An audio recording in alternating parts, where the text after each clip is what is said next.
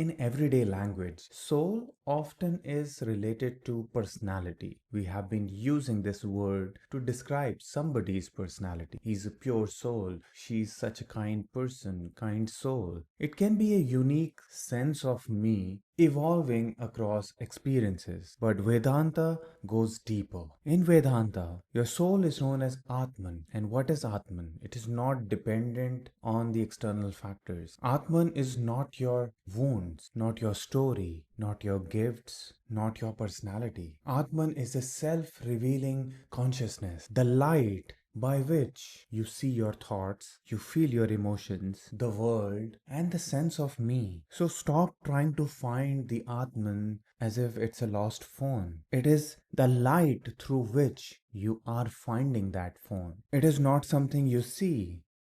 It is the seer. It is not something you find. You already have it.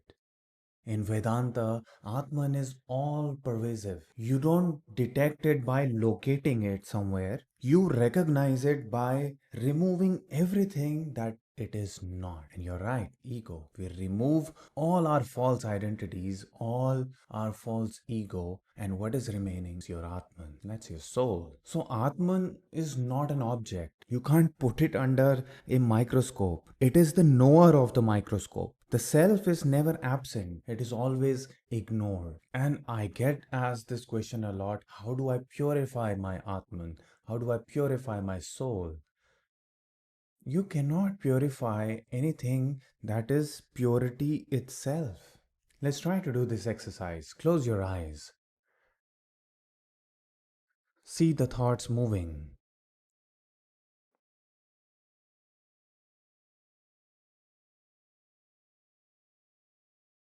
In this moment, can you notice your thoughts? Now see who is noticing these thoughts.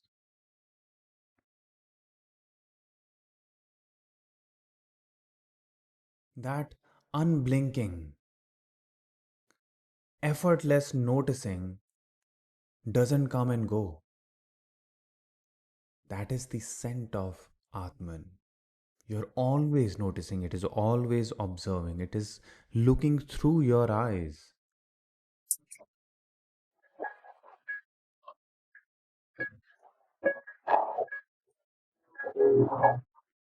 Welcome to the Detachment Circle, where we dive deeper into mindfulness, detachment, and spiritual wisdom to help you live with clarity and peace. My name is Siddharth Das, your guide in this journey to self realization. So, today we are simplifying the deepest truth who you really are. In Vedanta, you are Atman, the awareness behind your thoughts, the awareness behind your roles. So, today I'm going to give you a detailed information about it. Today, we are not nibbling on the concepts, we are going to the core. I'll tell you what Atman or soul is, and what is the Brahman or the source, and what is this world or Māyā. And I'll also show you how you can live from soul rather than from your ego, and answer your top questions from Instagram. My intention is simple: less theory, more liberation for you, so that you can love cleanly, detach peacefully, and walk through your life steady. So let's begin. In simple words, all I can say is when you operate from soul, you do not have anything to fear. Your ego has a lot of things to lose, but not your soul. So fears cannot scare your soul. Insecurities will not have any place in your life. And you become free, liberated in your relationships, in your life, in your career. You are truly liberated. Or in Vedanta, they are known as Jivan Mukta, the free soul, the free spirit. And that's when you attract healthy love. Because you're not chasing love outside. You are love itself. Healthy love begins the moment you stop asking people to fix your feeling, the moment you stop dependent on people for your own happiness, to feel whole or to feel worthy. Otherwise, we just wait for somebody to rescue us, wait for somebody to choose us. And you have been waiting all your life. And you know very well that where it has led you. What you're waiting for is you, yourself. And it is high time that you meet yourself now. So put your hand on your heart. Take a deep breath and say with me, I don't need to be impressive. I choose presence. I choose to be open to see myself. Breathe out longer than usual. So ask yourself, in the recent past days, where did I try to be chosen instead of choosing? Sit with it, write about it. You'll get some clarity. Let me give you some basic terminology so that you can understand, because I'll be using them extensively in today's episode. First of all, we have Atman, also known as soul, but in Vedanta we use the word Atman. It is the knowing in you, not your thoughts, not your moods, not your emotions, not your body. The awareness which is noticing everything. The eye behind your eye. It doesn't come and go. It is always there, always witnessing. And somehow we have been trained to see soul as a figure, as an energy, probably in a human form. We see soul in a human form because that's what our brain can comprehend. That's why we have all of these concepts like soulmates and twin flame, because we feel the soul is human like, human figure, having human emotions and human figure. But it is not the case. See, we see soul as humans because we are human. Similarly, we see God as a human figure because that's what our brain can comprehend. We have created God in our image. Swamiji often says, we see God as a human figure because we are human. If you ask a cow or a lion or a tiger to imagine their God, they will be imagining in their own image. So God of cow will also be a cow. God of cat will always be a cat. A cat will not see humans as their God. And similarly with us, we always see God as a human figure because that's what we can understand. But the reality is often beyond all of this. So think of your soul as a flash. It's a flash of light, it's an awareness, it's a consciousness. Don't think of it as a human living within me. Then you will not be able to understand it. It is the awareness, it is the consciousness that right now you are listening to me. At the same time, have this awareness that I am listening to Siddharth. Watch yourself listening to me.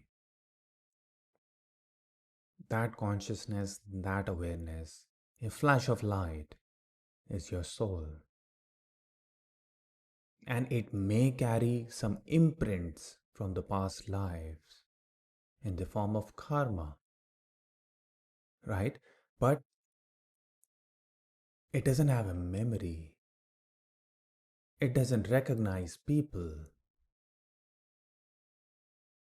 It is just consciousness, just a flash of light. It is living through me, through you, through everybody else. It is experiencing life, it is evolving and moving forward. So these bodies, yours and mine, are nothing but a costume. We'll keep on changing it life after life so that we can evolve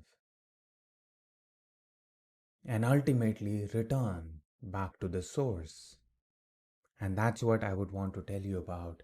The source in Advaita Vedanta is known as Brahman.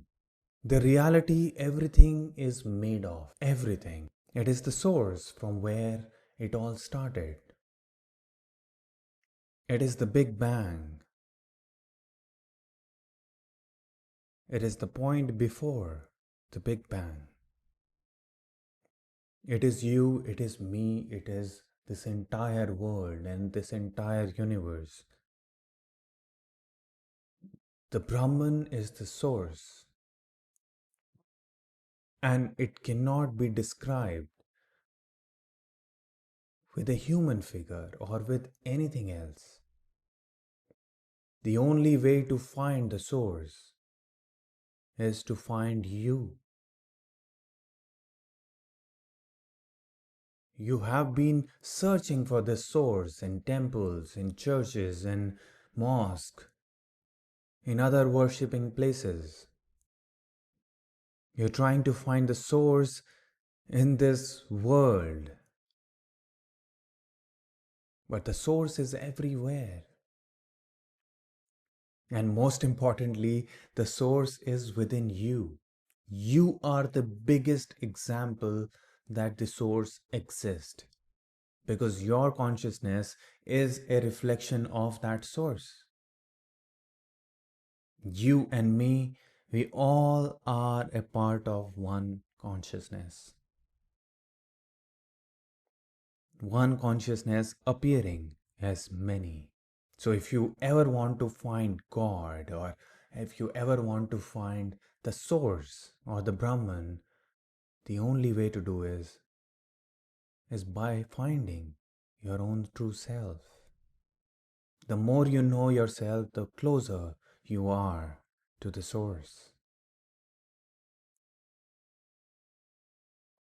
And the essence of the source and you, your Atman, is Sat Chit Anand, existence, consciousness, and bliss.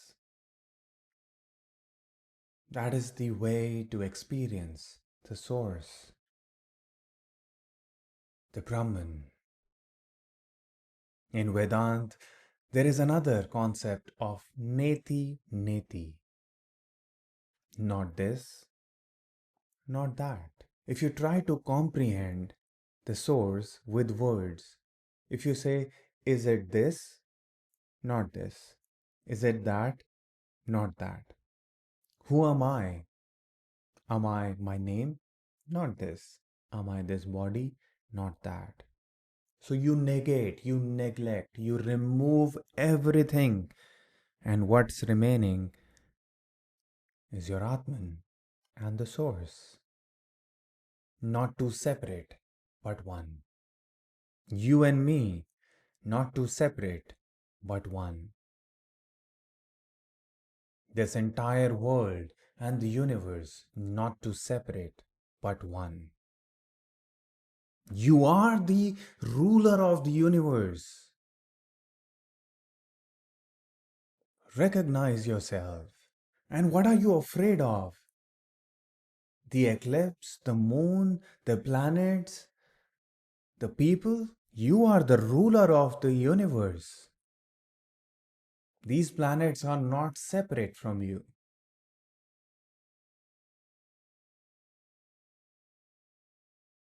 It may have power over you if you believe in that, But remember, you are more powerful than that planet you're afraid of.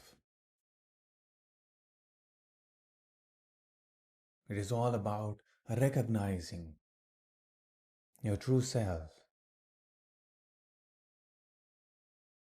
But you have been conditioned to forget it. Because of this world, because of this Māyā, a reality where things appear separate, where you and me are separate, things appear solid. It is real enough to live and love, but it is not the ultimate reality. In Vedanta, they often give an example of your dream. When you sleep, when you go in that dream state, you create an entire world, and it is very real. You actually live your life there. The time appears faster, the physics don't work maybe, but then when you get up, you're like, oh, it wasn't real. Similarly, with this Māyā, which appears real, which appears very solid, which appears separate, but it is not. And that's why we need to go beyond this false reality. And in this Māyā, everything is made up of the source. But if you try to find God here, you won't find it. Because then it is not real. Even if you find God here, it is a false identity in the false reality. If tomorrow God walks in front of you and tells you that I am God, tell them that, hey, I know you're not real. Because if I can see you, that means it is a part of this Māyā. It is part of this false reality. I want to see the you beyond this Māyā, beyond this reality. I want to see how you appear beyond this human mind, beyond this human form.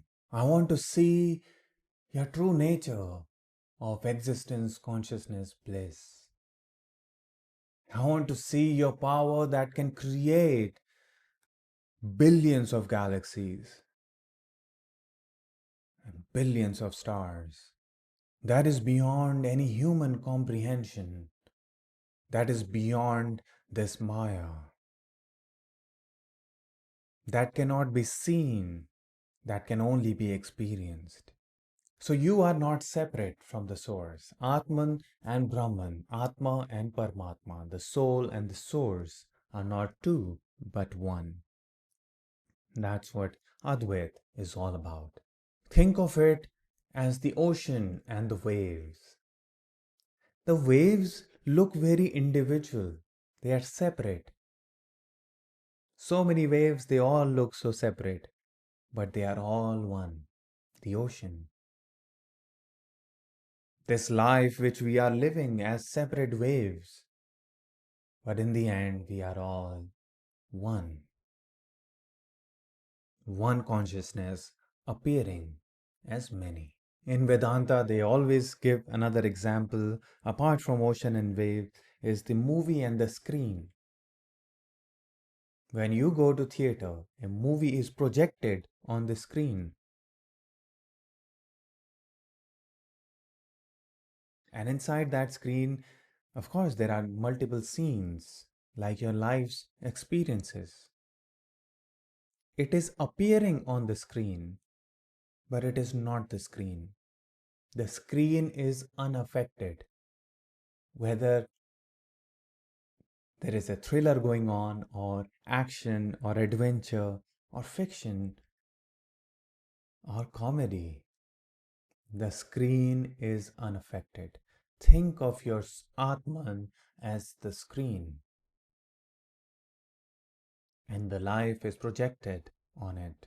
Let's move on to our next segment, ego and soul in your relationships. When ego is in love, when ego is in relationship, there is a sense of urgency, there is insecurity, there is always performance, there is mind reading, scorekeeping, silent test, and fear. A lot of fear of loss, of being alone, of being abandoned. That's what happens when we are entering in a relationship from ego. And ego does not always mean inflated ego.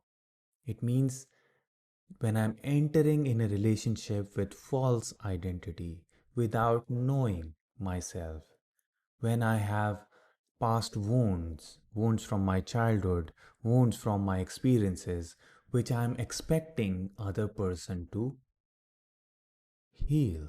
The love I was deprived of by performing, by chasing, by pleasing, by overgiving, I am hoping the other person is able to give me that love. When a person enters a relationship without knowing themselves, without knowing their true self, they enter in a relationship with a begging bowl, always begging for that love. And it does everything it can to earn that love, but it is always begging. There is just pain and suffering.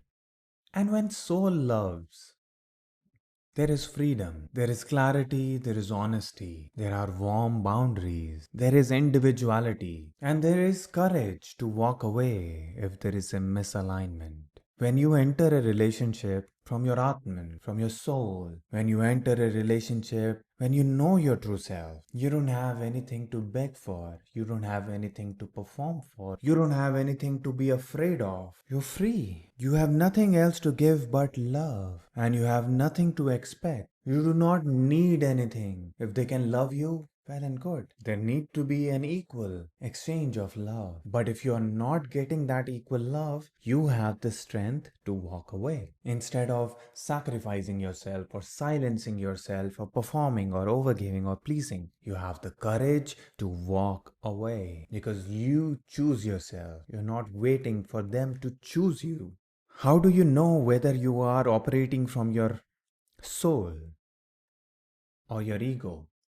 Ego is all about controlling, manipulating. Everything needs to happen your way. Otherwise, you panic, you feel anxious because there is fear of losing them. So you become this person who's always clingy, controlling. With soul, there is choice. Soul makes a clean request and then accepts reality. In relationships, which are operating from ego, you will see spikes. There are a lot of highs and then there are a lot of lows. With soul, there is peace, there is balance. Soul chooses safety with honesty. Intensity is not intimacy. Intimacy is truth with safety. Moving on to our next segment, how can you realize yourself? How can you become enlightened? How can you find that source and your Atman within you? See, in Advaita Vedanta, there is one method which I'm going to share with you. It is called Śravaṇa, Manana, Nididhyāsana. Okay, Śravaṇa means listening, Manana means discussing, reasoning, and Nididhyāsana. That means realizing, accepting the truth that is coming up. So once again, Śravaṇa means what? What do you listen to? Like right now, you're listening to this podcast. You're listening to me. You're trying to question yourself. Similarly, you can read it loud, talk to other people, go in a place where you have like-minded people and where you can chat, where you can talk, where you can discuss. Discussing is the second one. Manana. After listening, what do? You reason it. And that's why Advaita Vedanta is not for everybody. Because here you do not have to believe, you have to reason, you have to use your brain, you need to put logic.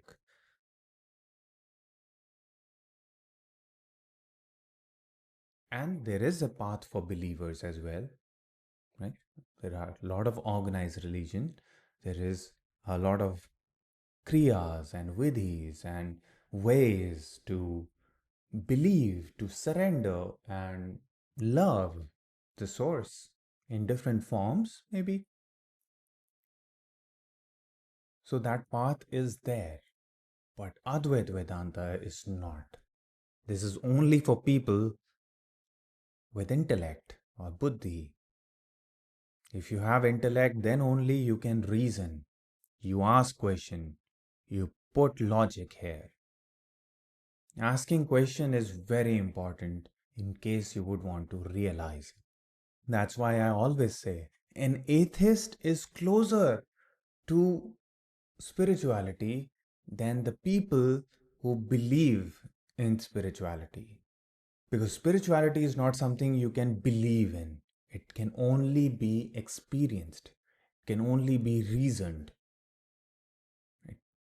So, Śravaṇa, listening, Manana is reasoning, and then Nididhyāsana, abiding, accepting, owning the knowledge, and implementing it in your life. That is very important. If you just talk about it, just listen and not change anything in your life, it is useless.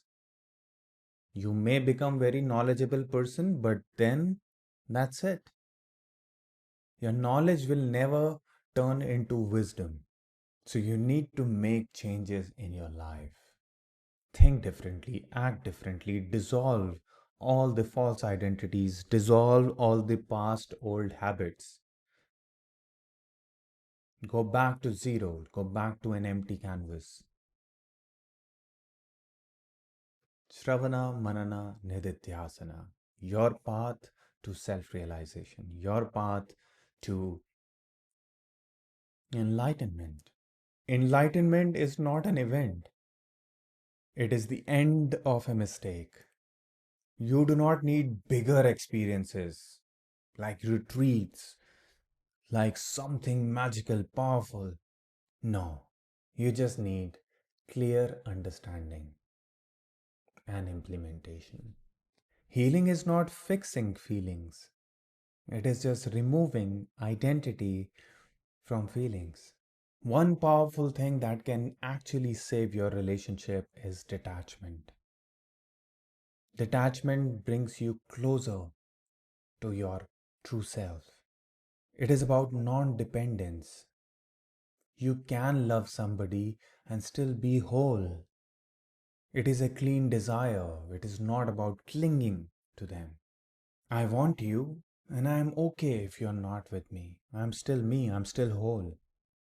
Whereas attachment or clinginess is all about, without you, I am incomplete. So, detachment can save your relationship as long as you are free and you are allowing other person to be free. Love is all about freedom. That's detachment, that's non-dependence. I like you and I want you, but you do not complete me.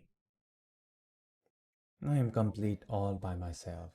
When you enter a relationship with a sense of detachment, you love them, and I think that is the purest form of love because it comes with freedom, it comes with understanding. Detachment does not remove the love, it removes the fear that poisons the love.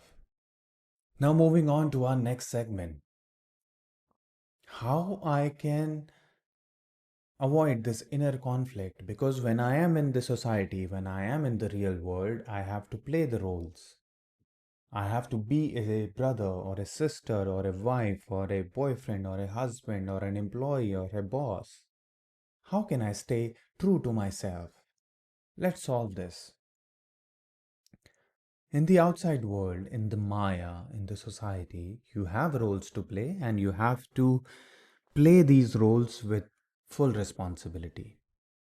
Everything that is needed from you, you fulfill it. When you are playing a role of a husband, you be the best husband you can. When you play a role of a brother, you do that. When you play a role of a wife or a mother or a lover, you fulfill your responsibilities, your dharma, your duty, without attaching your sense of self with it, without limiting yourself in that particular role. So, with family, with society, with relationships, with money, be clear, be kind, and be responsible. It's needed in this Maya. But remember that you are not that. That is just a role you play. That is you performing your duties. And in yourself, you rest as an awareness. You are the screen behind the film. Remember that. You are empty. This life is being projected. All these experiences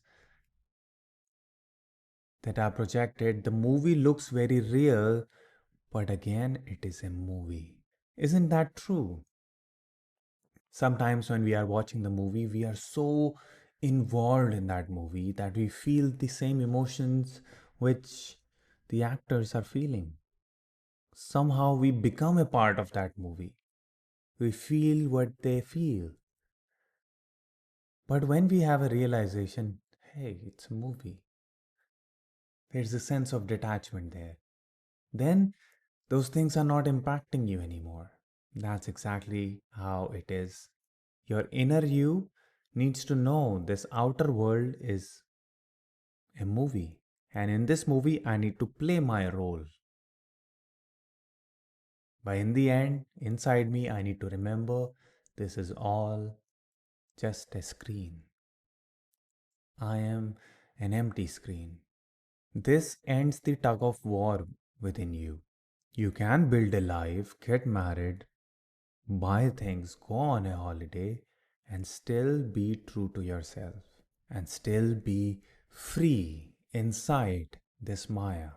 Let's move on to our next segment and one of the most asked questions from me. Tell us about twin flame. I have never answered this question directly before, but today I am going to do that. You are not a half looking for the other half. You are whole, learning to love without losing yourself. So let's be real. I'll be really honest with you. Twin flame is a very new concept, isn't it? But it is just soulmates packaged as new. Earlier, those who are millennials or older generation, they'll know that there used to be soulmates. But nowadays it is all twin flame energy. So what they are saying with this twin flame that you are half of a soul and you will meet another half of your soul and then you become complete. That defeats the entire purpose of being a soul. You're not a half soul. Your soul is already complete. You're whole. Relationships are part of Vyavahara or society or this Maya. It is governed by karma, temperament, values, and timing. Yeah. Deep resonance definitely happen, yes. But again, it is not metaphysical self which is divided into two. So I personally do not agree with this idea of twin flame. And it is opposite of detachment. It is making you feel that you are incomplete and only another person can complete you. Another soul can complete you. And it is such an absurd way of romanticizing suffering. And it is promoting more attachment. Without your twin flame, you will be incomplete. There is a twin flame energy. These are all marketing. You need to find the truth that you are already complete. And how can a soul be divided into two? And when we talked about what is a soul, what is an Atman, it is a consciousness. And there are not two consciousness. There is only one. You and me, source, all one. So soul cannot be split into two. Your partners, definitely in a very real world in Maya, you will have partners, you will have relationships. And in this relationship, there will be all the laws, all the rules that will be followed. So my personal advice, do not fall for these marketing gimmicks, which are only romanticizing more attachment, more suffering, and more pain, which makes you feel incomplete. These are all false. Now, what to seek instead? Look for a sattvic relationship which is truthful, where there is mutual growth for each other, where there is individuality, where there is independence, where there is shared responsibility, there is kindness, there is respect, and most importantly, there are boundaries. So, if you are looking to find the real you, if you are following this path of self realization, you need to break all these false beliefs, false practices that are only causing more suffering in your life. It is now time for some question and answers. It's time for our Q&A. I'm only taking questions from my Instagram channel, The Detachment Circle. So make sure that you are following it, joining that channel, and you may ask your question there. There are a lot of exciting stuff that is coming to my Instagram. There is a new way to engage with me, to learn with me, not just consume content, but also implement certain practices. I'll be launching a new place to connect. It's called the Wisdom Circle.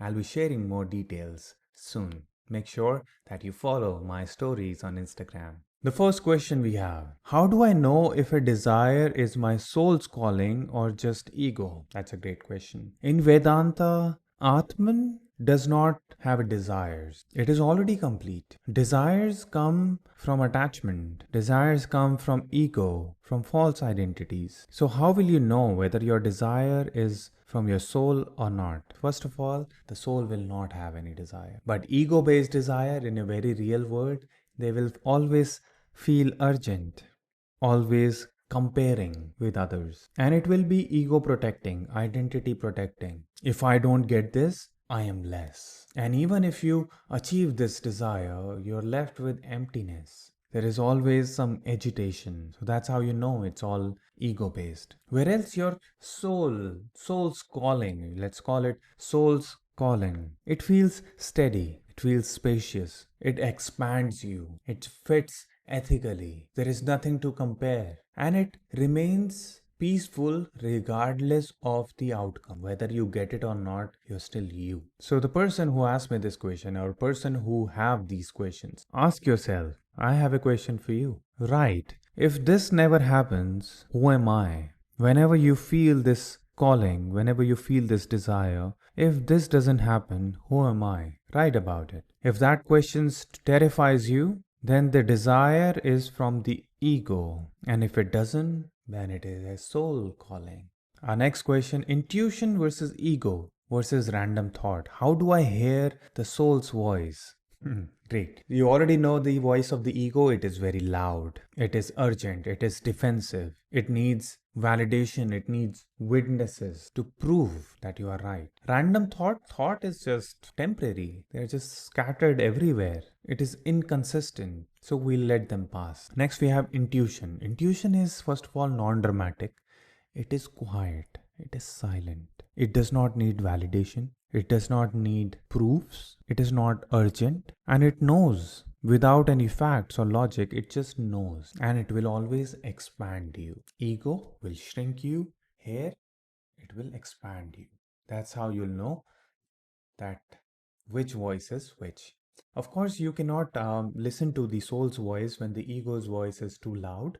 So start practicing. Of course, meditation helps, especially in managing your thoughts. The more you stay in stillness, the more you are grounded, the more you are able to listen to your own intuition. Next question is, where is Atman? Is it different from soul? Where does it resides?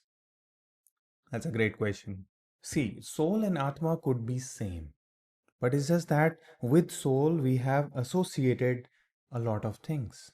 With soul we have associated what? Desire, that it needs to grow, it resides within us. Probably it has a personality, it has a human-like figure, it travels, it meets people, it feels complete, it desires. And that's why we are distinguishes soul from Atman today. Because with soul, there is a lot of marketing. There is a lot of misinformation. There is a lot of conditioning which you have been believing. And that's why in this episode, I decided to separate the both. So Atman is already complete. You can also call it soul in layman's term. But Atman is already complete, and it is a self revealing awareness. It is the witness of your body, your mind, your thoughts, your senses, and even the blankness of a deep sleep. Where is the question? Where is it? It is not in space. It is not living in your organs or in your brain. In Vedanta, they always say heart lotus. It lives in your heart. When you are trying to locate it, you are trying to locate it with your brain, with your mind. You want to see it in a space, time, body, and mind way. But it is the awareness of all of it. And it can be experienced, and it's not that you cannot.